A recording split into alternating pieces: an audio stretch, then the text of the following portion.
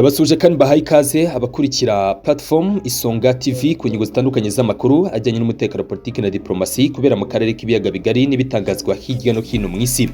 Kaze ko batwumvira Kigali mu Rwanda, Kinshasa muri Republika Iharanira Demokarasi ya Kongo, abatwumvira Kampala muri Uganda, Nairobi muri Kenya ndetse n'abatwumvira mu byerekezo bitandukanye. Bahaye ikaze ku nyungu zikomeye bibera mu karere k'ibiyaga bigari. Uwahoze ari perezida wa Republika Iharanira Demokarasi ya Kongo Joseph Kabila Kabange seho n'amapeti ya gisirikare ku rwego rwa general, uyu kandi akaba asanzwe yari senateur ubuzima bwe bwose nubwo mu minsi ishize hari ikomite iri kwiga neza cyane ibyitondeye kumukura ubudahangarwa mu kuba senateur ubuzima bwe bwose.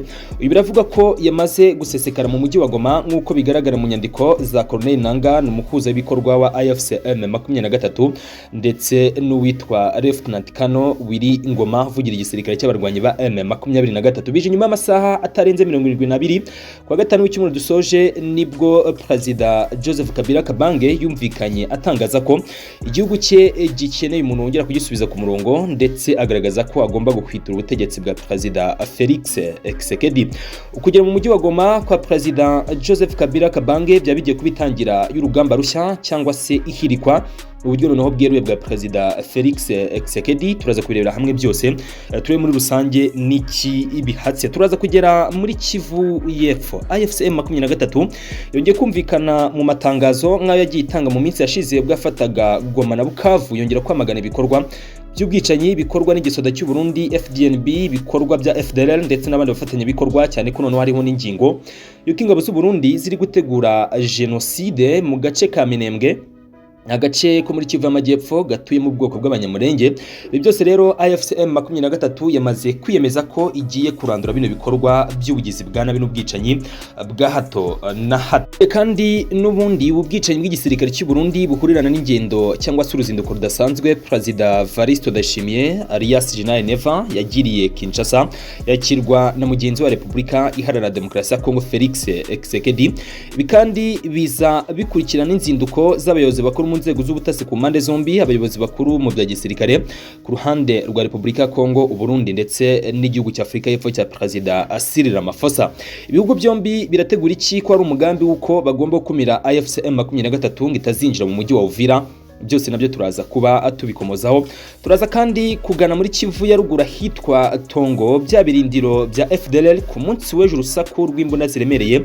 Abaturage bagiye baturi ibice birimo Kirumbo ndetse n'ibice byegera parike y'Ibirunga babyukijwe n'urusaku rw'imbunda ziremereye. Vuga ko AFCM 23 yabyutse igaba ibitero bikomeye kuri position za FDLR ndetse n'abazarendo muri biriya bice bya Tongo. Mbibutsa ko Tongo ushaka wava ko yari headquarter y'izi FDLR ndetse binavugwa ko uwitwa General Omega yabaye igihe kirekire hano muri Tongo. Birumvikana uraza kumenya amakuru arambuye kuri izi FDLR ndetse n'ibyo Kinshasa itangaza muri rusange. Izi ngingo zose z'amakuru n'andi menshi tuba turi buze gucamo turi imbere mu kiganiro nibyo tugiye kuba dukomozaho muri aya masaha y'igitondo. Turi tariki 26 Gicurasi 2025.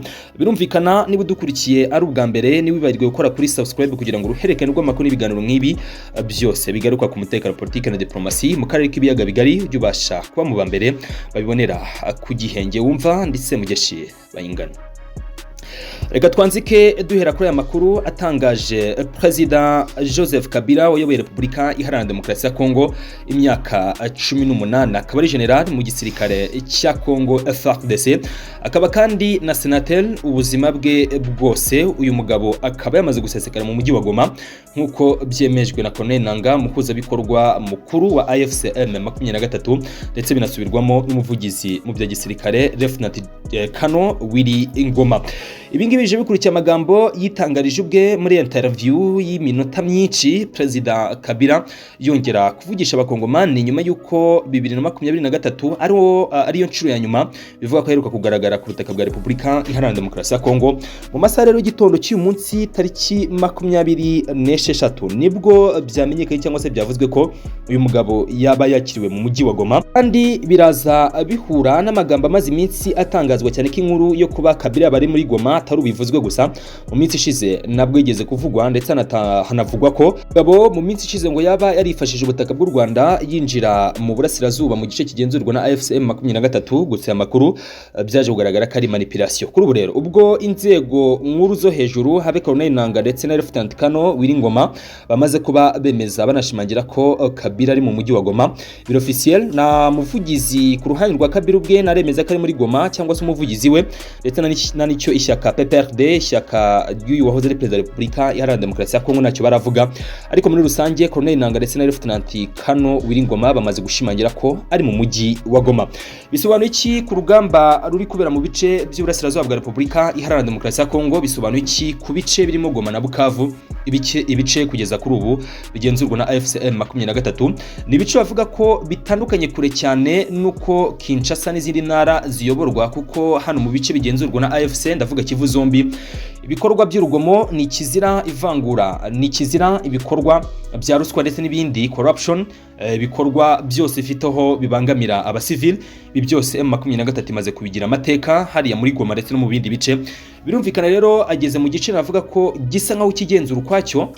Hari bamwe mu basesengura makuru bavuga bati bisa nkaho M23 yashinze igihugu mu kindi, bisa nkaho Kivu zombi uko ziyobowe ndetse nuko zitwawe bihabanye kure cyane nuko izindi ntara za Repubulika Iharanira Demokarasi ya Kongo zimeze.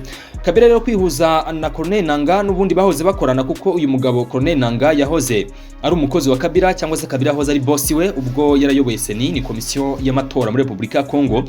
Guhura kw'abagabo bombi b'ibikonyozi muri politiki ya Kongo hari icyo bigomba kuvuga cyangwa se ari message ikomeye bigomba gutanga Kinshasa.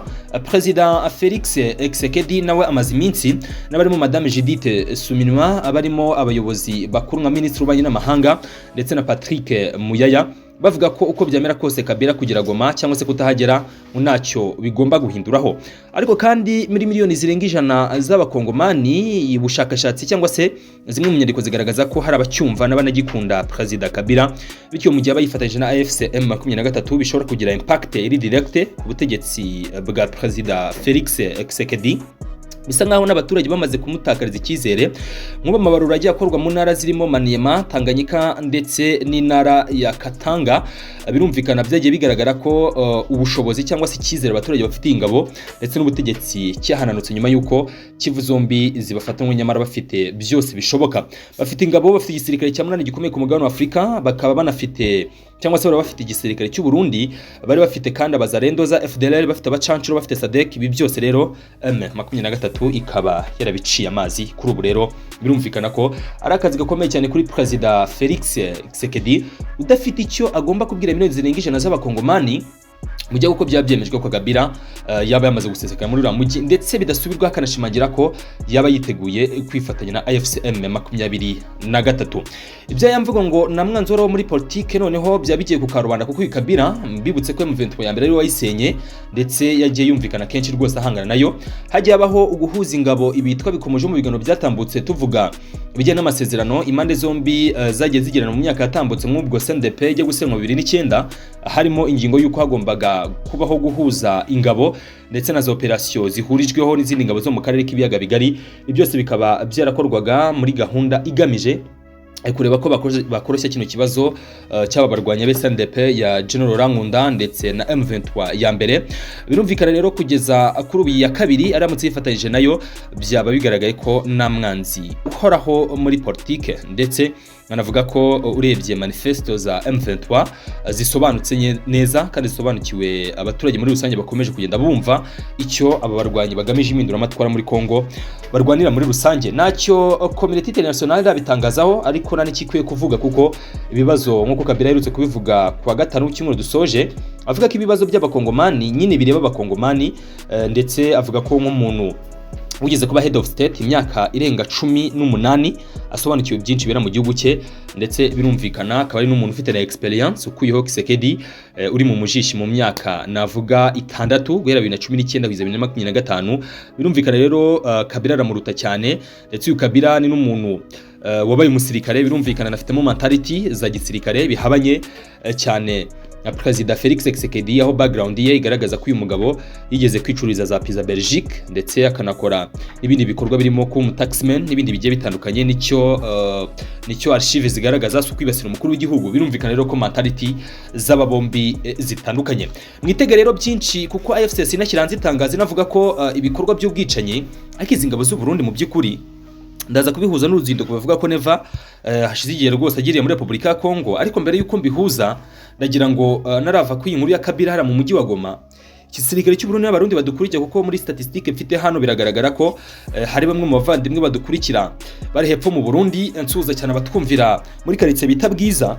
Umuvandimwe derutse kugarambira ati niba uzi ahantu bita Bwiza, niba uzi quartier y'abantu b'abasirimu abantu mwita abanyamujyi hano, ati rwose ndakurarike kuzagera mu Bwiza. Ubwo nsuhuza cyane abavandimwe ari mu Bwiza bambwira ko ari quartier rwose y'abasirimu y'abantu bari tayari cyane. So nsuhuza rero abavandimwe araho mu Burundi, ariko nanatanga message yanjye sinzi nyirizina icyo u Burundi buprofitira mu kuba bwagira uruhare cyangwa se presence yabo yakiganza cyane mu burasirazuba bwa Kongo. Ariko kandi ongere mbibutse ko ibi mu by'ukuri ku rundi ruhande nabyo ari ikintu navuga ko kitari cyiza, kubera ko nk'ubu Perezida Valéry Ndayishimiye nge nemera icyitwa bilateral agreements, ndayemera cyane amasezerano hagati y'ibihugu byombi. Ariko nanone kubarizwa cyangwa se kugira presence mu bikorwa by'urugomo, ubwicanyi, ubugezi bwa nabi ndetse n'ibindi bikorwa nabyo ugasanga n'indi ngingo tudashobora kumvikanaho. So abarundi mudukurikiye mwumve ko Neva ari kubangisha cyangwa se ari gutuma amakimbirane ashobora kuzavuka muri generation ziri imbere. Ugasanga abakongomani baturiye ibintu bice by'uburasirazuba bishyizemo abarundi cyangwa se bishyizemo igisirikare cy'u Burundi bitewe n'ahashize, kuko sinumva ko kugeza kuri ubu abaturage baturiye mu Minembwe nabikomojeho tujye kubivugaho iby'ingabo z'u Burundi ziri gushinjwa genocide ara mu Minembwe. So sinumva ko umwana uzakomoka ku barescape hariya mu Minembwe akabwirwa ko byakozwe n'abarundi. Rwose mu by'ukuri urumva ko nukurema inzangano navuga ziri ni byitwa generational conflicts, ubwo ni nk'amakimbirane ariko ashingiye kuri za generation. So yariyo message yanjye. Ubwo birumvikana ko ibi bikorwa rwose by'urugomo bigomba guhagarara. Mvuye no mu mujyi wa Goma rero bya Kabila byo ni birebire cyangwa se ni bigari, turaza gukomeza gushaka amakuru abyerekeyeho. Ubwo birumvikana buri makuru yose tubonye ajyanye n'uyu mu president twita tuyabagezeho gatanu kandi nicyo twiyemeje. Reka ngaruke gato nsubire hano mu Minembwe. Hari muruza yuko ingabo z'u Burundi ziri gutegura genocide hariya muri biriya bice. Uti rero bihagaze bite? Umutwe wa FCM 23 n'umutwe ugamije impinduramatwara watanze impuruza kuri genocide, bavuga ko ihuro ry'ingabo z'u Burundi ndetse n'ingabo za leta bari gukorera abanyekongo mu bwoko bw'abanyamurenge. Uyu mutwe mu itangazo wari usohoye wavuze ko bari abaturage bari gukorerwa genocide n'ihuro rigizwe na FARDC FDLR. Bano murabazi bo rwose, bamwe muri bo bafite amaraso y'inzira karengane z'abatutsi ni mu myaka 31 itambutsa no mu gihugu cy'u Rwanda. Bamwe mu bagize FDLR bakurikiranyweho ibyaha bya genocide mu Rwanda, harimo za Bazalendo, harimo za Nyaturazi bazarabibwemo zino nzangano cyangwa se zino ngengabitekerezo, ndetse noneho ngibi birakorwa ku manywa y'ihangu. Nicyo kibazo gihari. Umuvugizi wa M23 Laurent Kanyuka yavuze ko ibitero by'iterabwoba ubutegetsi bwa Kinshasa bukomeje gubaka abanyamurenge biri gusenya ibikorwa remezo. First of all, secondly birica, thirdly birakomeretsa, ndetse akiyongeraho n'ikibazo cy'ubuhunzi. Ngira ngo raporo za UN zigaragaza ko icyitwa IDPs ni internal displaced peoples, ubwo ni za nkambi cyangwa se ni abaturage bahunga ariko bakagumamo imbere mu gihugu. Buri impunzi zirimo ibice bibiri, hari impunzi ziba ziri imbere mu gihugu, akaba n'impunzi zisohoka hanze abitwa refugees, ni impunzi akenshi ziba ziri hanze. Abimbere mu gihugu bitwa IDPs. Raporo ya UN igaragaza ko IDPs cyangwa se impunzi z'abakongomani ariko zikiri imbere muri Kongo zirenga miliyoni 7. Izi ni impunzi z'abakongomani ziri imbere mu gihugu. Bamwe mu babashije kubona uko basohoka mu Rwanda hari abarenga hafi, ngira ngo bari gukabaka 150. Mu Burundi ni benshi, Uganda ni benshi, Tanzania ni benshi, aho ni mu karere. Udashyizeho impunzi z'abakongomani by'umwihariko zite muri Kivu y'Epfo, benshi babikunze kwiba bibereye muri Leta Zunze Ubumwe za Amerika, abanyamurenge abandi muri za Canada n'ahandi. Aho ni ibihugu bya hafi n'imahanga barahari. Wagira muri Zambia, deja ibihugu byose biri mu gace ka Afrika yo hagati na Afrika y'Amajyepfo bibitse cyangwa se birimo impunzi z'abakongomani. Udashyize izo miliyoni ziri imbere mu gihugu. Iki kibazo cy'ubuhunzi kiri mu bibazo binakomeye UN cyane, bitewe nuko n'abafatanyabikorwa mu kwita ku mpunzi nabo bagiye bagabanya imisanzu batanga nka Leta Zunze Ubumwe za Amerika. Abonye ko kuva Trump yafata ubutegetsi bagiye bifata ibiro, harimo n'ikibazo gikomeye cyane. nyuma yo kuvana abantu umubare munini mu byabo, M23 yanavuze ko ibi ngibi biri gukorwa ku bushake bwa Kinshasa. Bityo rero ingabo za FARDC n'iz'u Burundi bari gufatanya mu rugamba, bakaba banashinzwe kugaba ibitero bikomeye cyane mu bice bituwe n'abanyamurenge, urugero ahitwa za Rugezi, Minembwe, Mikenke, ahitwa ku Ndondo ya Bijombo, ahitwa mu Rurambo ndetse no mu nkengero zawo. Ibi bice mvuze ko ari bitanu rwose, n'abantu bahari niba ndi kubeshya mutunyomoze, icyitwa ingabo z'u Burundi n'ingabo za leta ya Congo FARDC baragaba ibitero bikomeye cyane ku baturage, by'umwihariko mu Rugezi ndetse na Mikenke niho bamaze iminsi humvikana ibitero.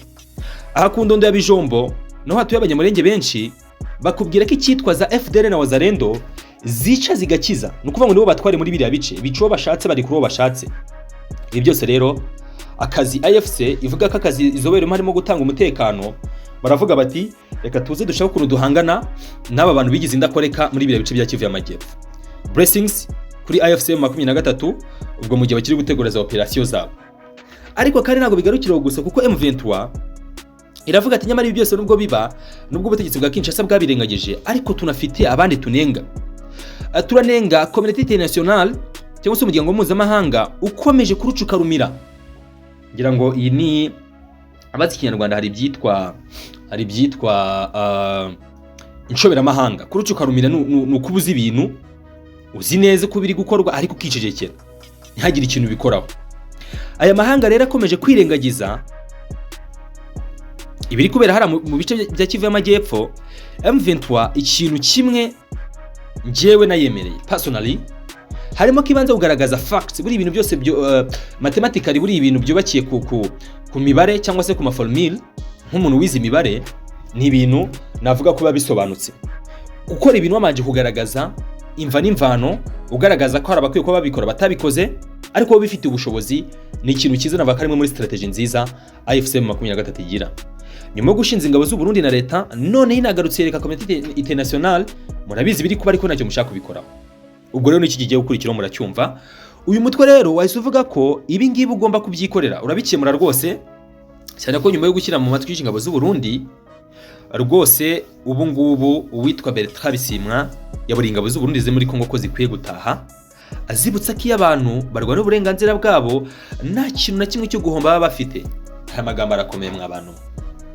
Ati umuntu urwanira uburenganzira bwe nta kintu cyo guhomba afite, ko nababwiye ko ingiye ari generational war. M23 Rwanda baravuga bati twe twavutse tuvukira mu buhunzi, tuvukira mu buzima bubi, bamwe bavukira mu makambi, abandi bavuka twirukanka ku mwaka umwe cyangwa se ibiri, twirukaga duhunga imihora za FDL, duhunga amasasu ya leta n'ibindi. Uwo muntu rero uri depressé kuri urwo rwego nagera ku gihe cyo kwirwanirira. Niyo mpamvu ubona AFC M23 barwana n'ishyaka, nuko baza akabaruka ibyo bacimo bakavuga bati reka twubakire generation, twe turi bakuru byatubayeho, ariko abazadukomokaho tuzabaraga ubutaka butekanye. Izi ngabo z'u Burundi zamaze guhabwa warning, ubwo mwitege ishobora kuba kiziye kuzibaho muri Kivu y'Amajyepfo. Mbibutse ko kuri Prede Ruzizi hariya muri Kivu y'Epfo, ubwo ni Shanyi cyangwa se ni uruhererekane cyangwa se n'urukurikirane rw'imisozi iri hariya ku isunzu rya Nile, ariko no hakazamo na mu Kinyarwanda babyita ikibaya, kira kibaya cya Ruzizi. Bavuga ko harimo ingabo nyinshi z'abarundi, ndetse ugashyiraho special force irahitwa Ubwari ni muri Fizi. Uburundi bwubatse ibirindiro, hari ikigo cya gisirikare cy'abarundi kiri ahitwa Ubwari, abari muri Fizi murakizi. Izi ngabo special force ziri Ubwari, ushyiraho abandi basirikare bato nyinshi ziri muri Prede Ruzizi, ushyira ingabo ziri muri Uviramo imbere, ushyira izindi ngabo ziri zitegeka Manyura n'ahandi.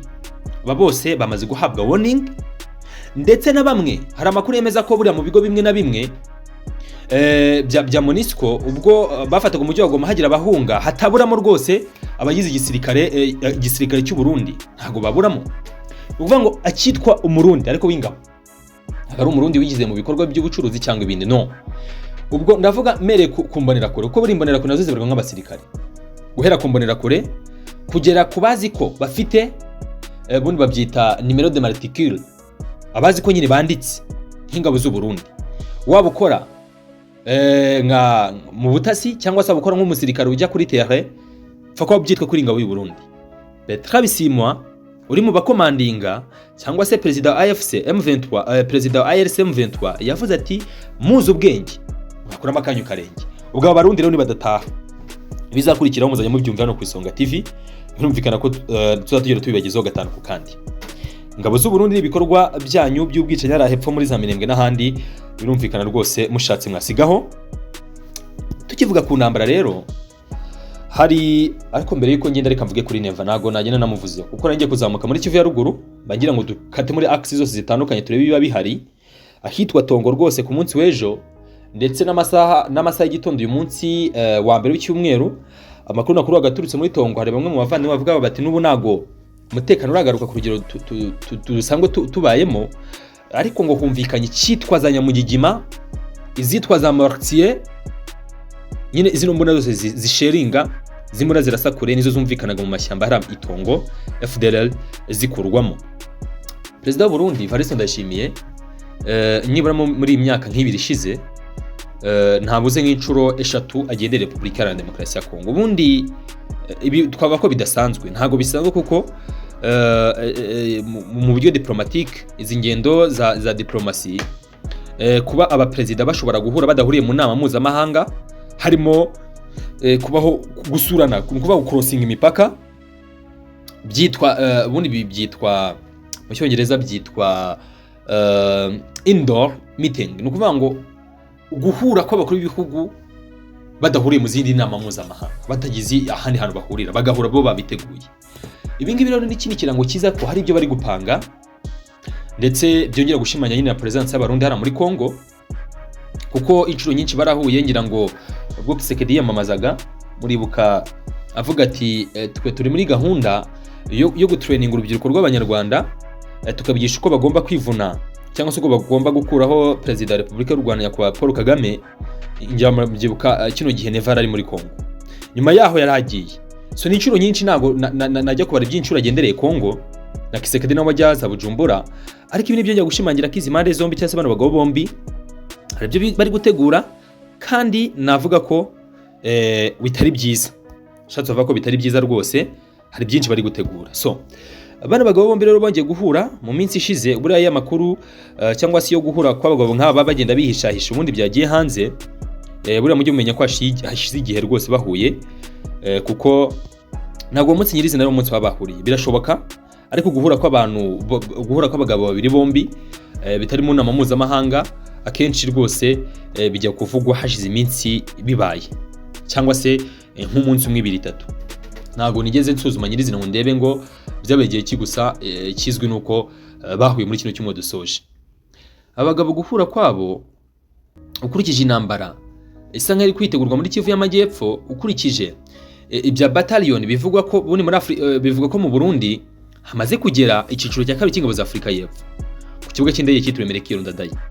Bikavugwa ko zimwe mu ntwaro nk'ubu ejo ngira ngo mwabonye icyiciro cya nyuma cy'ingabo cy'ibikoresho bya SADC byavuye muri Kongo, cyari icyiciro cya nyuma, ariko amakuru hari ngo nuko icyiciro cya kabiri cy'izo ntwaro nacyo cyinjiye mu Burundi. Ngira muze kumva difference. Nukuva muri Kongo ibikoresho bya SADC bivuga ko ejo icyiciro cya nyuma cyavuyemo, ariko mu Burundi icyiciro cya kabiri cy'intwaro SADC igemura mu Burundi harari kwijira icyiciro cya kabiri. U Burundi ko butari mu ntambara, ko butari mwihangana, izi ntwaro SADC kuzijyana gukora iki? Simply bafite gahunda yo kuba batanyeza ibitero bikomeye kuri position za M23 no kurinda Uvira ku kiguzi cyose gishoboka. Ukugura kw'abagabo bombi rero mu gutegura intambara bashobora kujyana amasezerano mu by'ubuhinzi, ubworozi cyangwa se ibindi, ariko mainly ibyo babaganira ni biri concerned n'igisirikare. So reka turebe ikizavamo, gusa icyozi cyangwa se kimwe kizwi nuko warning iyo bamaze kwihabwa. Katwigire muri Tongo, ahitwa Tongo ku munsi w'ejo. Amakuru aturuka muri kara gace avuga ko ibi bice ngiye kuvuga ahitwa Kahunga ni muri groupe Tongo, ni muri Rucuru, birumvikana urusaku rw'intwaro ziremereye ari rwo rwakanguye abaturage. Urwo rusaku rwararashishwaga n'imbunda za M23 rwumvikanye ahitwa za Kirima, ibisasu byerekera mu midugudu yitwa Kirumba ndetse na Kagando. Kugeza ejo mu masaha y'igicamunsi urusaku rw'imbunda ziremereye rwarumvikanaga muri Tongo.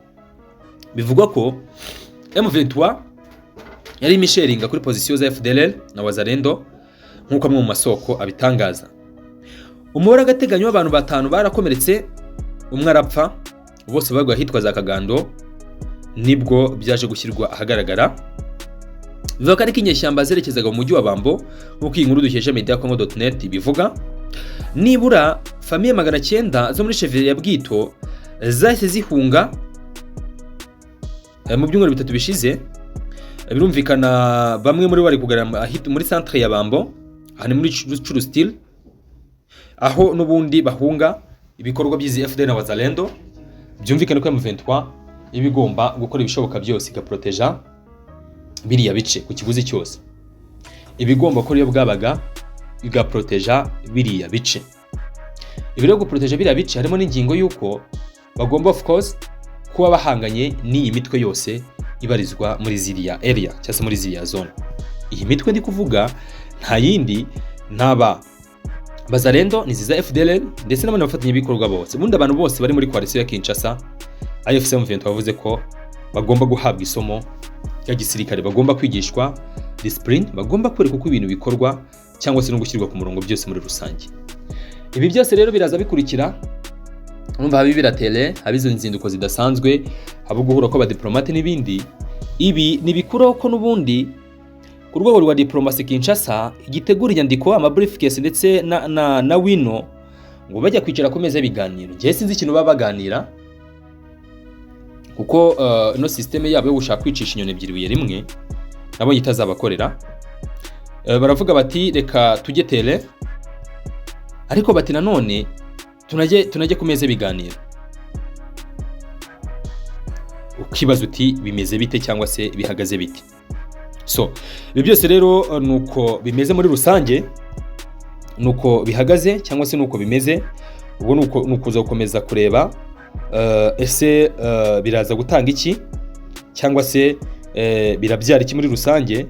Gusa igihari cyo nuko nagihindutse intambara rwose ishobora kwanzika kandi mu buryo navuga buremereye, ashobora kubaho ibitero bikomeye kandi bidasanzwe bishobora kuza birumvikana bihitana cyangwa se byivugana bamwe uburyo mwe cyangwa se ubundi. Byose rero biraba n'ubundi ku gihe cyangwa se ku rundi ruhande haraza kuba handi masezerano akomeye ashobora gushyirwaho umukono cyangwa se zimwe muri Comité International zishobora gushyiraho umukono. Ibi byose binajyanye n'ububasha bukomeye bushobora kwifashishwa cyangwa se hashobora gushyirwamo imbaraga kubagerageza no gukora akazi k'ubuhuza. Ngaye nguko rero ibya Repubulika Iharanira Demokarasi ya Kongo biba bivugwa muri kano karere k'ibiyaga bigari. Na gace navuga ko katajye kaburamo amakuru, ariko none akaba amakuru atarayiterambere cyangwa se ibindi makuru y'intambara hano mu karere k'ibiyaga bigari. Navuga ko ari ibintu abantu bamaze kumenyera. Bitewe n'iki? Bitewe n'uko nyine guhuza bishobora kuba byaramaze kunanirana. Ahitwa Masisi ngira ngo hari raporo iherutse gukorwa muri bukayirwa ku Nturo.